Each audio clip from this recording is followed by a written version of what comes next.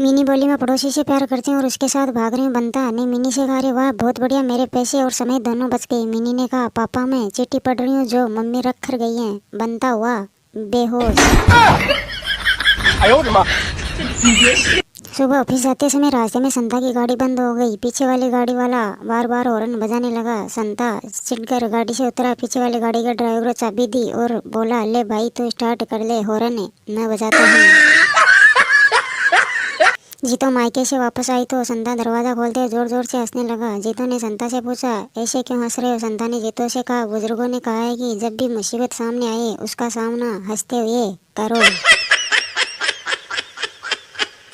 पति पत्नी से बोला, यह सच है कि एक बार देखा हुआ चेहरा तुम कभी नहीं भूलती? पत्नी, हाँ मगर क्यों? पति, तुम्हारे ड्रेसिंग टेबल का आईना टूट गया और नए आईने का जुगाड़ होने तक तुम्हें अपनी यादाश्त से काम चलाना पड़ेगा।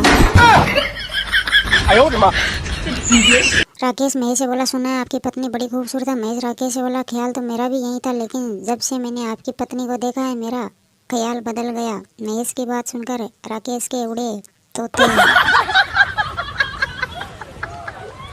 पति घर पहुंचा तो पत्नी ने घोषणा की, मैंने आज नौकरानी को निकाल दिया। पति उदास होकर अपनी पत्नी से बोला, अरे उसे एक मौका तो दिया होता। पत्नी पति से बोली, पर मैं आपको कोई मौका नहीं देना चाहती। पति हुआ सोचते। पत्नी ने पति से कहा, मैं तुमको सच्चा प्यार की मानती हूँ। पति ने सुखद आश्चर्य से पत्नी से कहा, पूछा मैं क्यों? आखिर तुमने मेरे बारे में ऐसी धारणा क्यों बनाई? पत्नी बोली, मेरी ताई जी कहा करती थी कि तुम जैसी गवार को बेवकूफ ही ब्याहेगा। बॉस, अभी तुम्हारी शादी हुई है फिर भी तुम देर तक दफ्तर में बैठे रहते हो, सब ठीक तो है ना? संता, बात यह है कि मेरी पत्नी भी नौकरी करती है और हम दोनों में से जो भी घर पहले पहुंचता है खाना उसे ही बनाना पड़ता है, वैसे इसीलिए।